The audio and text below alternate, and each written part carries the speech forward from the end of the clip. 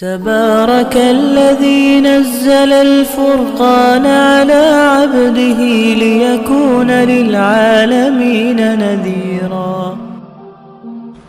بسم الله الرحمن الرحيم. الحمد لله وكفى وسلام على عباده الذين اصطفى. أما بعد، أعوذ بالله من الشيطان الرجيم. بسم الله الرحمن الرحيم.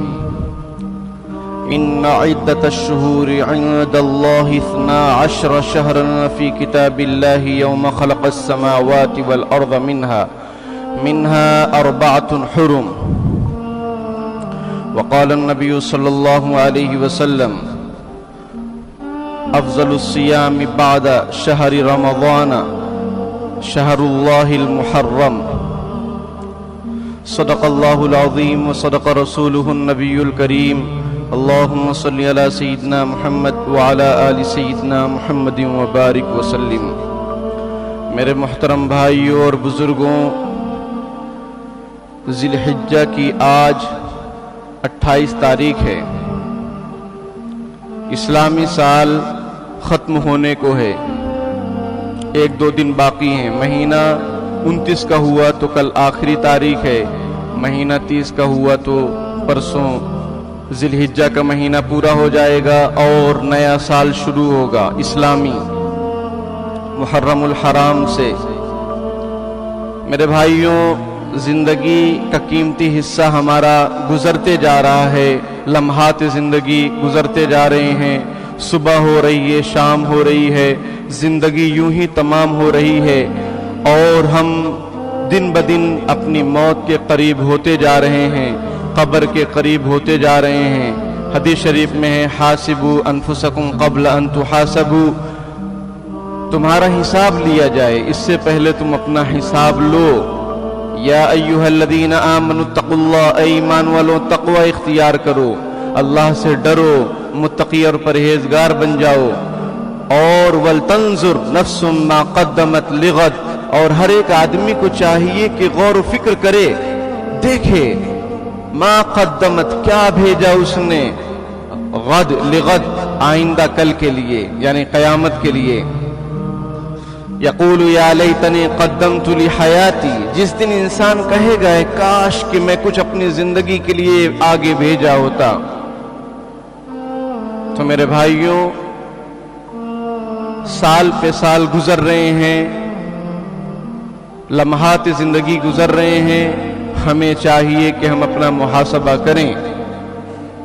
ہر دکاندار آدمی روزانہ یہ دیکھتا ہے کہ کتنا نفع ہوا، کتنا سامان بکا، کون سے سامان کی ضرورت ہے، کون سا سامان منگانا ہے. ہر آدمی کرتا ہے. اور آپ لوگ ماشاءاللہ تجار لوگ بیٹھے ہوئے ہیں، سب جانتے ہیں.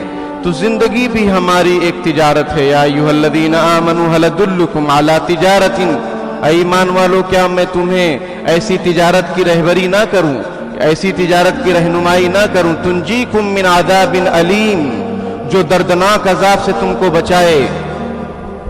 وہ کیا ہے؟ تؤمنون باللہ ورسولہ. اللہ اور رسول پر ایمان لاؤ، قیامت کے دن پر ایمان لاؤ، نیک عمل کرو.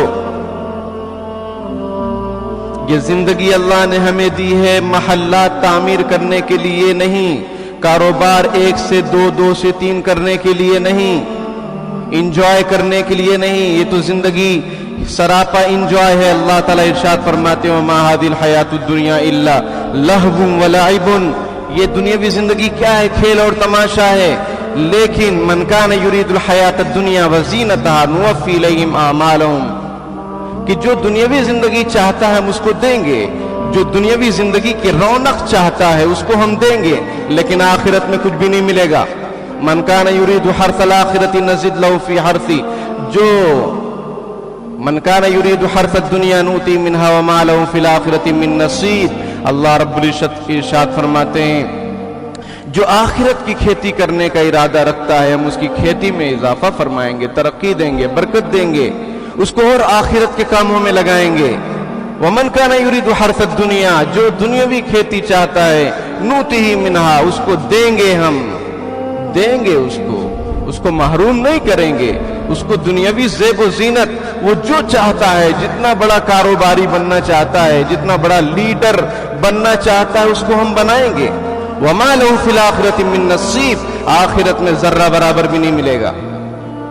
اب دنیا مزرعۃ الآخرہ، عربی کی ایک کہاوت ہے کہ دنیا آخرت کی کھیتی ہے۔ تو میرے بھائیو، یہ دن اور رات، یہ مہینے، یہ اوقات، یہ ہمیں ہماری اوقات یاد دلا رہے ہیں۔ یہ ہمیں ہماری اوقات دلانے کے لیے یہ اوقات آتے ہیں۔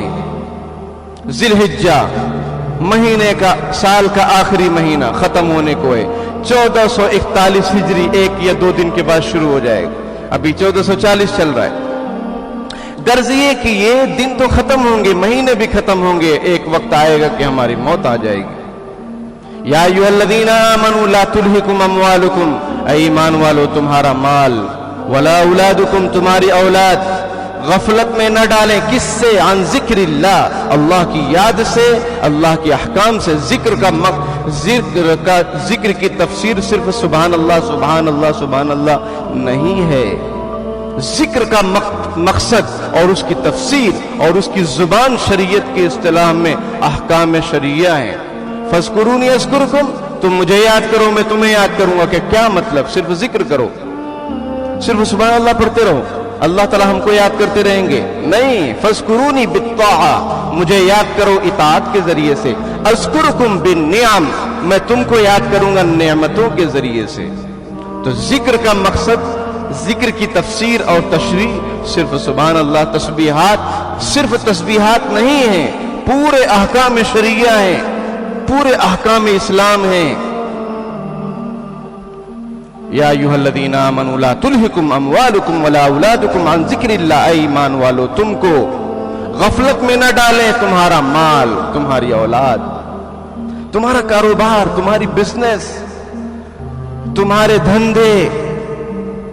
اب ہم دھندوں کی وجہ سے سنت جمعہ کی چھوڑ رہے ہیں۔ بھائی جمعہ بازار ہے، انگریز کتنا ہوشیار ہے، وہ سنڈے اپنا مناتا ہے، ٹھیک ہے، سیٹرڈے مناتا ہے، اور ہم لوگ بھی منا رہے ہیں انہی کے پیچھے۔ لیکن جمعہ، ہم جمعہ نہیں منا رہے ہیں، ہم جمعہ کو کاروبار کر رہے ہیں، ہم عبادت کے لیے اس کو خالی نہیں کر رہے ہیں، کیونکہ ہمارا مقصد زندگی ہمارے سامنے ہے ہی نہیں۔ مقصد زندگی اللہ تعالیٰ کی بندگی، مقصد حیات اللہ رب العزت کی یاد ہے۔ اس میں اگر کمی کوتاہی ہوگی، دنیا میں سرگردہ رہو، پریشان رہو، مر جاؤ گے ایک دن، اللہ تعالیٰ کو کوئی فرق نہیں پڑے گا۔ تو تم کو غفلت میں نہ ڈالیں تمہارے مال، تمہاری اولاد کی فرمائش، بیوی کی فرمائش، بچوں کی فرمائش کے پیچھے آدمی نہ دن دیکھ رہا ہے، نہ رات دیکھ رہا ہے، نہ حلال دیکھ رہا ہے، نہ حرام دیکھ رہا ہے، کچھ بھی نہیں، بس کیسے بھی فرمائش پوری ہونی چاہیے۔ ارے میرے بھائی، اللہ رب العزت ارشاد فرماتے ہیں کہ غفلت میں نہ ڈال دیں، کس سے؟ اللہ کے احکام سے۔ وَمَن يَفْعَلْ ذَلِكَ فَأُولَٰئِكَ هُمُ الْخَاسِرُونَ، جو غفلت میں پڑے گا، اللہ کو بھولے گا، نسوا اللہ فنسیہم، جو اللہ کو بھولے گا اللہ اس کو بھول جائیں گے، جو اللہ کو بھولے گا، نسوا اللہ فنسیہم، اللہ ان کو بھلا دے گا۔ ایھا الناس انتم الفقراء، اے لوگو تم محتاج ہو، تم پھٹیچر ہو، تم غریب ہو، تم لاچار ہو، تم مخلوق ہو، واللہ الغنی، اللہ بے نیاز ہے، اس کو کسی کی ضرورت نہیں ہے۔ ساری دنیا سجدے میں گر جائے، اللہ کی شان میں ذرہ برابر اضافہ نہیں ہوگا۔ ساری دنیا اللہ کی باغی بن جائے، حدیث شریف کا مفہوم میں آپ کے سامنے پیش کر رہا ہوں، حدیث شریف کا ترجمہ آپ کے سامنے پیش کر رہا ہوں، ساری دنیا باغی بن جائے، اللہ کی شان میں ذرہ برابر کمی کوتاہی نہیں ہوگی، وہ بے نیاز ذات ہے۔ ہم جو کریں گے، من عمل صالحا فلنفسہ ومن اساء فعلیہا، جو کچھ ہم نیکی کرتے ہیں، جو تھوڑا بہت جو کچھ کرتے ہیں، وہ کس کے لیے کر رہے ہیں؟ اپنے لیے۔ من عمل صالحا فلنفسہ ومن اساء فعلیہا وما ربک بظلام للعبید، جو نیکی کرو گے فائدہ تمہارا ہے، جو برائی کرو گے نقصان تمہارا ہے، تمہارا رب کسی پر ظلم نہیں کرتا ہے۔ وما ظلمهم اللہ ولکن انفسهم یظلمون، اللہ نے تھوڑی کسی پر ظلم کیا ہے، نہ کریں گے، لوگ اپنے آپ پر ظلم کر رہے ہیں اللہ سے بغاوت کر کے۔ وَأَنفِقُوا مِمَّا رَزَقْنَاكُم مِّن قَبْلِ أَن يَأْتِيَ أَحَدَكُمُ الْمَوْتُ، جو کچھ اللہ نے دیا ہے خرچ کرو، اس کو بچا کے نہ رکھو، اس کو خرچ کرو اللہ کی رضامندی کے کاموں میں۔ اللہ کے لیے وَأَنفِقُوا مِمَّا رَزَقْنَاكُمْ جو کچھ ہم نے تم کو دیا ہے، جو صلاحیتیں جو ہم نے تم کو دی ہے، چاہے وہ مال کی لائن سے ہو، چاہے علم کی لائن سے ہو، چاہے طاقت کی لائن سے ہو، چاہے عہدے کی لائن سے ہو، چاہے جو کچھ بھی اللہ نے تمہیں دیا ہے اس کو استعمال میں لاؤ، اپنی بھی استعمال میں لاؤ، مخلوق کی بھی استعمال میں لاؤ، اس کو خرچ کرو اس سے پہلے کہ موت آ جائے، من قبل، اس سے پہلے ان یاتی احدکم الموت، کہ موت آ جائے، فیقول ربی لولا اخرتنی الی اجل قریب، پھر تم کہو اے میرے رب تھوڑا اور مہلت دے دیجئے۔ ہم نے اکثر مرنے والوں کی آنکھوں میں آنسو دیکھے اور آنسو بہتے ہوئے دیکھیں، اکثر مرنے والے۔ وَأَنفِقُوا مِمَّا رَزَقْنَاكُمْ جو صلاحیتیں اللہ نے تم کو دی اس کو استعمال میں لاؤ، اس کا حق ادا کرو۔ صرف یہاں مال مراد نہیں ہے، علمی صلاحیت، دینی صلاحیت، دنیاوی صلاحیت، باڈی والی صلاحیت، طاقت والی صلاحیت، جو کچھ بھی تم کر سکتے ہو اللہ کی رضامندی کے لیے اس کو کرو، ہاتھ پر ہاتھ دھرے مت بیٹھے رہو۔ یہ عمل کی جگہ ہے، عمل کی جگہ ہے، عمل کی جگہ ہے، یہ کام کی جگہ ہے۔ عمل کیجئے، عمل سے زندگی بنتی ہے، عمل سے معاشرہ بنے گا، عمل سے مسجدیں آباد ہوں گی، عمل سے نسلیں سدھریں گی، عمل سے حالات صحیح ہوں گے، عمل سے ظلم کا خاتمہ ہوگا، عمل سے، ڈسکس سے، تبصرے سے کچھ نہیں ہوگا۔ ان یاتی احدکم الموت، موت تمہارے پاس آ جائے، فیقول رب لولا اخرتنی الی اجل قریب، پھر تم کہو اے میرے رب تھوڑا مہلت دے دیجئے، فاصدق، تاکہ میں صدقہ خیرات کروں، تاکہ میں نیک کام کروں، واکن من الصالحین، اور میں نیک لوگوں میں سے ہو جاؤں۔ فاذا جاء اجلهم لا يستاخرون الساعة ولا يستقدمون، جب موت آئے گی ایک لمحہ نہ پیچھے نہ آگے، بس جو وقت آ گیا، لائی حیات آئی قضا لے چلی چلے، لائی حیات آئی قضا لے چلی چلے، اپنی خوشی نہ آئے نہ اپنی خوشی چلے۔ یہ پیغام ہے ذی الحجہ کا جاتے جاتے کہ اپنا محاسبہ کرو، اپنا حساب لو، اپنی زندگی کا حساب لو۔ التائب من الذنب کمن لا ذنب لہ، جو توبہ کر لے وہ ایسا ہے جیسے اس نے گناہ کیا ہی نہیں۔ جیسے ڈیلیٹ کر دیتے ہیں ہم موبائل کے اندر سے میسیجز کو، ڈیلیٹ آل، پورا خالی، ان باکس خالی، امپٹی۔ اس طرح جب توبہ کر لیتا ہے انسان تو سارا اس کا ڈیلیٹ ہو جاتا ہے۔ لیکن جس پر سب سے زیادہ ہمیں اور اسلام نے توجہ دلائی ہے اور ہمیں توجہ کرنے کی ضرورت ہے، اور اللہ اور اس کے رسول صلی اللہ علیہ وسلم نے توجہ دلائی ہے، وہ ہے حقوق العباد۔ وہ توبہ سے معاف نہیں ہوگا، وہ معاف کروانا پڑے گا، وہ پیر پکڑنا پڑے گا، وہ سوری بولنا پڑے گا، وہ اپنے نفس کو، اپنے انا کو جھکانا پڑے گا، اپنی انا کو فنا کرنا پڑے گا، مٹا دے اپنی ہستی کو، اگر کچھ مرتبہ چاہے مٹانا پڑے گا اپنے آپ کو۔ جو معاملات، جو لین دین، جو کاروبار، جو دھندے، جو اڑوس پڑوس کی نفرتیں، اور جو بھائی بہن کے جو معاملات، لین دین، میراث، جائیداد، ناجائز قبضہ، افسوس کی بات یہ ہے کہ اللہ کا گھر بھی اس سے خالی نہیں ہے، کہ ہمارے ناجائز قبضے اللہ کی زمین پر بھی ہے، وقف کی جائیداد پر بھی ہے۔ سمجھ گئے ہوں گے سمجھنے والے، مساجد کے مکانات پر ناجائز قبضہ، اللہ اکبر۔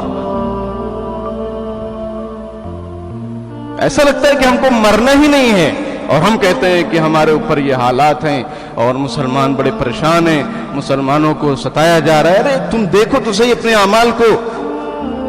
یہ تبصرے بازی بند کیجئے، اللہ کے گھر کو آباد کیجئے، اللہ ہم کو آباد کرے گا۔ انما یامر مساجد اللہ من آمن باللہ والیوم الآخر، اللہ کے گھروں کو آباد کرو، اور اللہ کے گھروں کو کون آباد کرتا ہے؟ وہی آباد کرتا ہے جو مومن ہے۔ ہم کب تک جو ہے دوغلا پن کریں گے، منافقانہ چال چلیں گے؟ کب تک چلیں گے؟ کب تک لوگوں کو دھوکہ دیں گے؟ ہم گھروں کو آباد کریں، اللہ کے گھروں کو آباد کریں، جس سے ہمارا ایمان ثابت ہو۔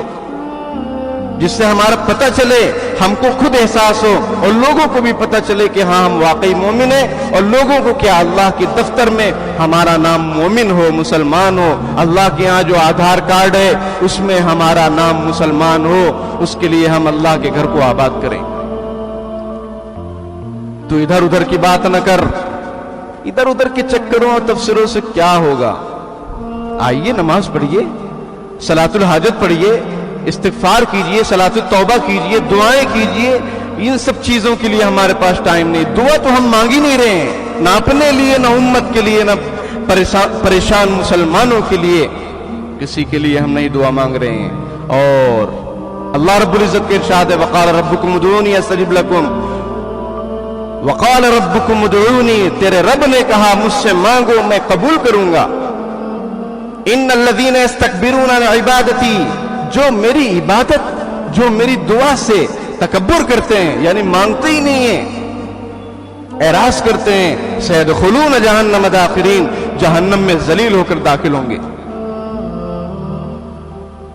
بہرحال یہ ذی الحجہ کا پیغام ہے، جاتے جاتے یہ مہینہ ہمیں یہ سبق دے رہا ہے کہ میں تو گزر رہا ہوں، تم بھی ایک دن گزر جاؤ گے، لیکن اس سے پہلے اپنا حساب کر لو، اس سے پہلے اپنا معاملہ صاف کر لو، اس سے پہلے دلوں میں جو کینہ کپٹ ہے اور جو کانٹے ہیں ان کو ختم کر دو، اور بھائی بھائی بن جاؤ۔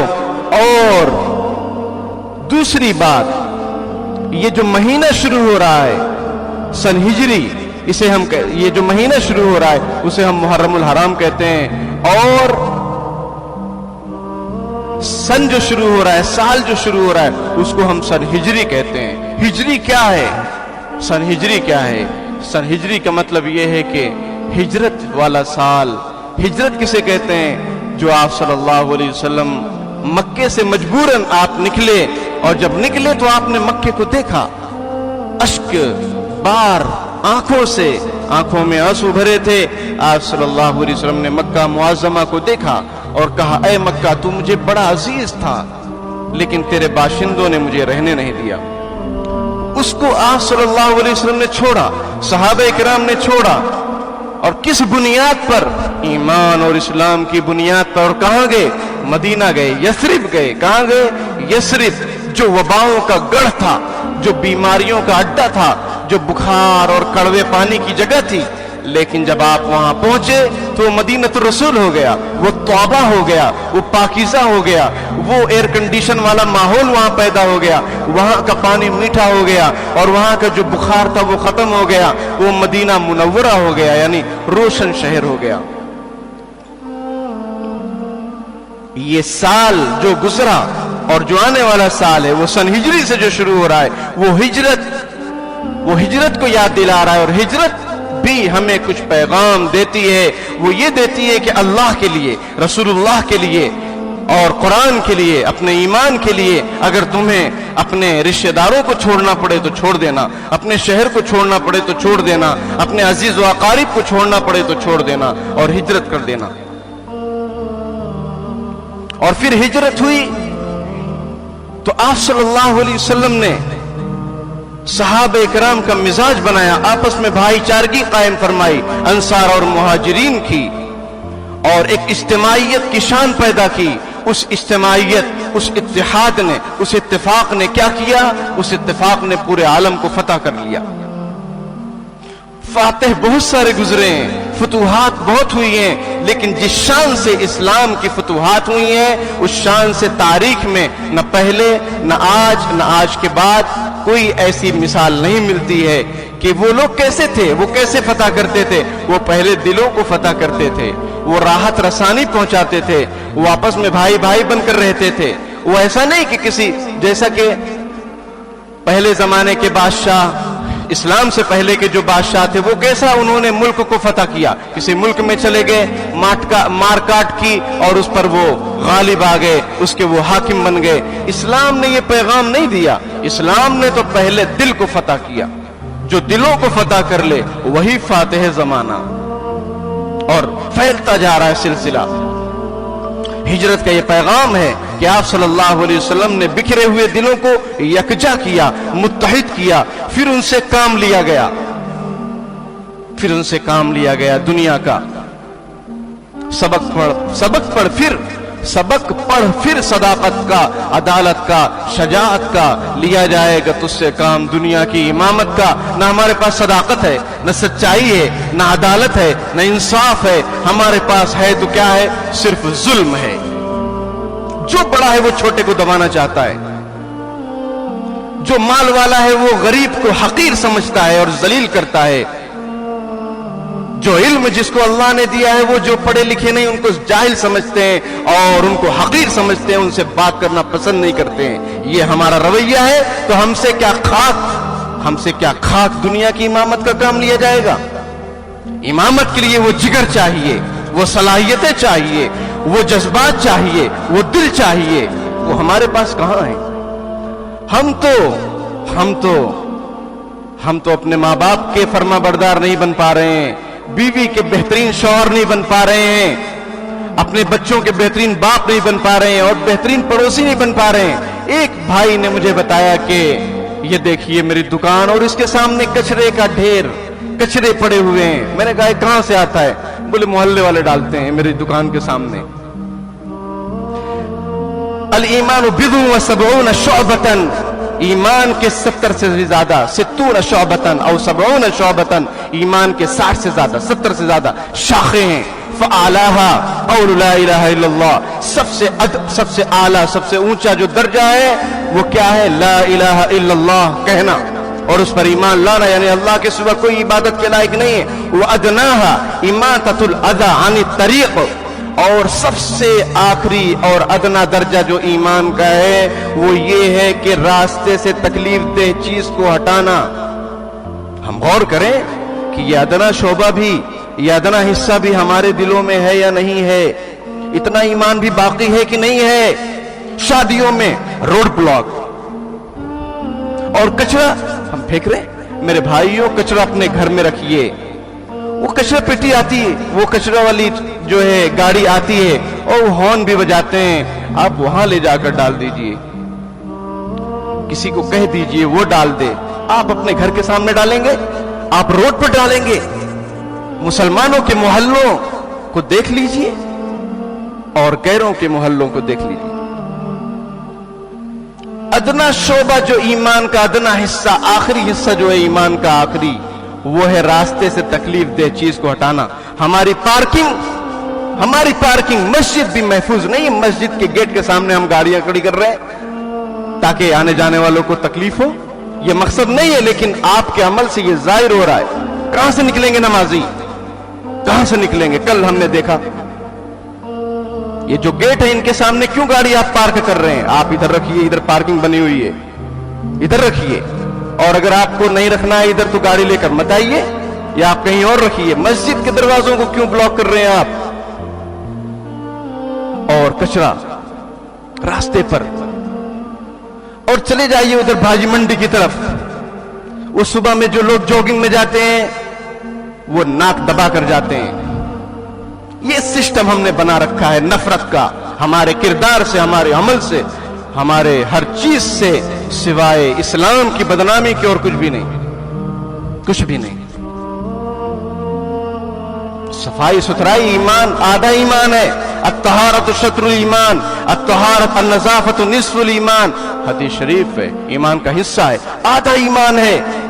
और आखिरी दर्जा तकलीफ दे, रास्ते से तकलीफ दे चीज को हटाना। और रास्ते में हम डालते हैं, रात में अकेले में तन्हाई में डाल देते ताकि कोई देखे नहीं। जो करता है तू छुप के अहले जहां से, कोई देखता है तुझे आसमां से। अलम यालम बि अन्नल्लाह यरा, क्या आदमी ये समझ रहा है कि अल्लाह उसे नहीं देख रहा है? अयहसबु अल्लन यक़दिर अलैहि अहद, क्या हम में से हर शख्स ने ये गुमान कर लिया है कि हम पर कोई पावर वाला नहीं है? अल्लाह ताला है, वो लेगा बदला धीरे धीरे। वो मौका हमें दे रहा है, वो मुहर्रमुल हराम दे रहा है। ये अजमत वाला महीना है। मिनहा अरबातुन हुरुम, कुरान कह रहा है कि इन्ना इद्दतश शुहूरि इंदल्लाहि इतना अशर शहर, के कितने महीने हैं अल्लाह के नजदीक? यौम खलक़स समावाति वल अर्ज़ मिनहा अरबातुन हुरुम, कि जिस दिन से अल्लाह ने आसमान और जमीन को बनाया है 12 महीने, उसमें से 4 महीने हुर्मत वाले, अजमत वाले, शान वाले हैं। उनमें से पहला महीना है मुहर्रमुल हराम, 7वां महीना रजब, اور 11واں اور 12واں مہینہ ذی قعدہ اور ذی الحجہ، یہ حرمت والے عظمت والے مہینے، اس میں نیکیوں کا بھاؤ بڑھ جاتا ہے اور برائیوں کا وبال بھی بڑھ جاتا ہے۔ ہم قدر کریں اپنی زندگی کی، اپنی صبح و شام کی، اپنے لمحات کی، ہم اللہ سے توبہ استغفار کریں، توبہ کریں، اللہ سب معاف کر دے گا۔ کسی کا دیا ہے اس سے معافی کروا لیں، اس کو دے دیں، اس کو لوٹانے کی کوشش کریں، اس کو قسط وار دیں، قسط وار دیجئے، 500 روپے دیجئے، 1000 روپے دیجئے۔ اگر نہیں دے پائے مر گئے، اللہ آپ کی طرف سے ادا کر دے گا قیامت کے دن۔ اور اگر یہ جذبہ ہے کہ کس کا دیا ہے جو تمہارا دیں گے، تو قیامت کے دن مقبول نیکیاں دینی پڑیں گی، اور مقبول نیکیاں اگر ہمارے کھاتے میں نہیں ہوں گی تو سامنے والے کی گناہ ہمارے سر پہ ڈالا جائے گا۔ اور حدیث شریف میں ہے کہ مفلس کون ہے؟ حضور نے فرمایا کہ مفلس وہی ہے جو بڑے بڑے اعمال لے کر آئے لیکن کسی کو گالی دیا ہے، کسی کو ستایا ہے، کسی کو دبایا ہے، سب لینے والے لے جائیں گے، بیچارہ کنگال کھڑا رہ جائے گا۔ اس لیے اپنی زندگی کا محاسبہ کریں اور توبہ کریں سچی پکی اللہ رب العزت سے۔ بیانات تو سن ہی رہے، سن کے کیا کریں گے؟ عمل کیجئے، توبہ کیجئے، اللہ کے حضور گڑ گڑائیے، روئیے، یا آنکھیں خشک ہیں، یا رب انہیں رونا نہیں آتا۔ کوئی ڈاکٹر کے پاس ایک آدمی گیا تو ڈاکٹر نے پوچھا کہ تم نے آخری مرتبہ کب روئے تھے؟ اس کی آنکھ میں کچھ پرابلم تھا۔ بولے بہت دن ہو گیا، یاد نہیں ہے۔ تو اس نے کہا کہ نماز پڑھو، توبہ کرو، اللہ کے سامنے رونے سے تمہاری آنکھ صحیح رہے گی۔ ہمیں معلوم نہیں ہم کب روئے، اور ہمارا یہ جو سب وبال ہے، بہت ساری باتیں انشاءاللہ ترتیب سے آئیں گی، لیکن ابھی جو پیغام ہے اس مہینے کا وہ آپ کے سامنے آیا۔ اب نیا مہینہ شروع ہو رہا، ہجرت کا پیغام۔ ہجرت جب آپ صلی اللہ علیہ وسلم نے کی تو پہلی چیز کیا کی؟ آپس میں بھائی بھائی بنایا، انصار اور مہاجرین کو، ٹھیک ہے، مواخات قائم کی، بے مثال بھائی چارگی قائم کی۔ اس کے بعد آپ صلی اللہ علیہ وسلم نے مسجد بنوائی اور اس کے اندر تعلیم کا نظام قائم فرمایا۔ آج بھی مدینہ منورہ کے اندر، مسجد نبوی کے اندر اصحاب صفہ کا چبوترا موجود ہے۔ آپ کو فوراً موقع نہیں مل جائے گا اس پر عبادت کرنے کا، آپ کو لائن لگانی پڑتی ہے، آپ کو کھڑا رہنا پڑے گا، وہ بھرا رہتا ہے۔ اصحاب صفہ کا چبوترا وہ کیا تھا؟ وہ درسگاہ تھی، وہ مدرسہ تھا۔ سب سے پہلا مدرسہ مدینہ منورہ میں وہ کون؟ اصحاب صفہ کا چبوترا۔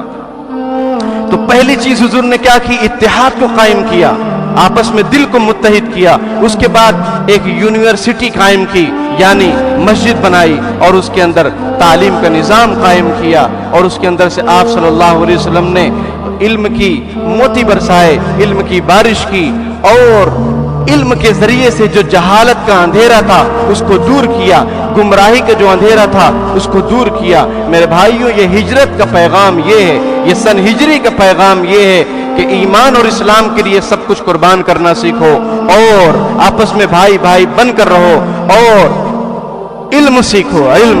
اور نمبر 3 پر مسجدوں کو آباد کرو، اور نمبر 4 پر علم حاصل کرو۔ اپنے اندر سے جو جہالت ہے، جو گمراہی ہے، اس کو ختم کرو، اور علم حاصل کرنے کے مواقع اپنے یہاں بے شمار ہیں، اسکول ہیں، مدرسے ہیں، بڑوں کا مدرسہ ہے، سب کچھ چل رہا ہے۔ اگر تو ہی نہ چاہے تو باتیں ہزار ہیں۔ سیکھیے۔ کوئی بڑا یہ کہہ سکتا ہے عمر دراز آدمی، میں کس اسکول میں جاؤں، میں کس مدرسے میں پڑھوں؟ تمہارے لیے بھی انتظام ہے، تم کوشش تو کرو،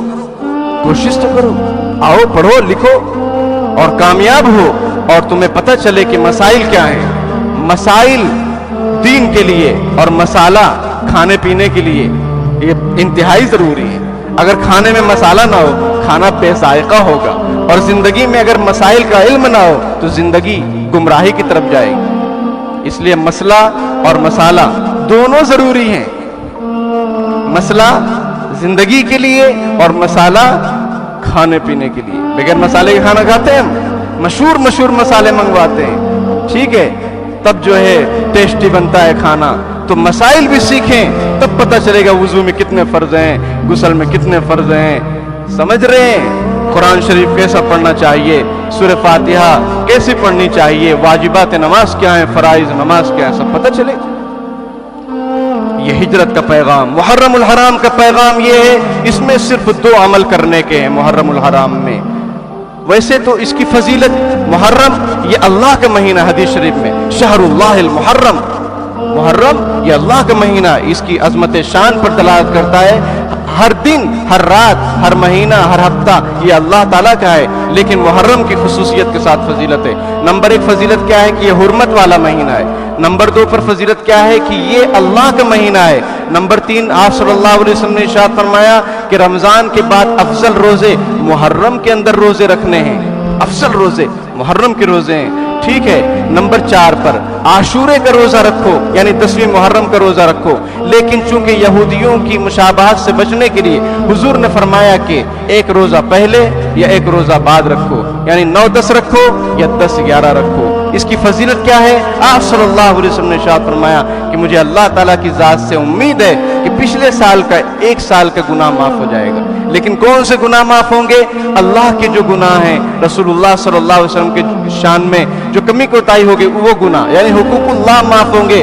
حقوق العباد عبادتوں سے معاف نہیں ہوتے ہیں، وہ آپس میں معافی تلافی کرنے سے، لین دین کرنے سے معاف ہوتے ہیں، ٹھیک ہے۔ اور دوسرا عمل اس مہینے میں کیا ہے؟ وہ یہ ہے کہ 10ویں محرم کو ہم اپنے گھر والوں پر وسعت کریں، خرچ کرنے میں تھوڑا کشادگی کریں، کھانے پینے میں کشادگی کریں، اچھا کھائیں، اور بیوی بچوں کا جو نفقہ ہے، جو خرچہ ہے، اس میں ذرا وسعت کریں، تو اس کی برکت کیا ہوگی؟ حدیث شریف میں پورے سال اللہ تعالیٰ برکت عطا فرمائیں گے۔ صرف 2 عمل ہیں محرم میں، 3 عمل۔ ایک تو روزے رکھیے پورے محرم میں کبھی بھی۔ نمبر 2 پر 10ویں محرم کا روزہ، اس سے پہلے 1 دن یا اس کے بعد 2 روزے، ٹھیک ہے۔ اور تیسرا عمل یہ ہے کہ 10ویں محرم کو اپنے گھر والوں پر کشادگی۔ باقی جو چیزیں ہیں وہ آپ سب جانتے ہیں اچھی طریقے سے کہ یہ سب خرافات ہیں، یہ سب بدعات ہیں، اور ان سے بچنا چاہیے۔ وہ غیروں کے طریقے ہیں، وہ کسی اور کے طریقے ہیں، وہ خوش رہیں، وہ کریں، ہم اس سے بچیں۔ محرم میں نکاح کرنا بالکل جائز ہے، کالا کپڑا پہننے سے بچیں، اس لیے کہ ماتم کا مہینہ نہیں ہے، یہ تو حرمت والا، عظمت والا، عبادت کا مہینہ ہے۔ اللہ تعالیٰ مجھے بھی اور آپ حضرات کو عمل کی توفیق عطا فرمائے، آمین۔ وآخر دعوانا الحمدللہ رب العالمین۔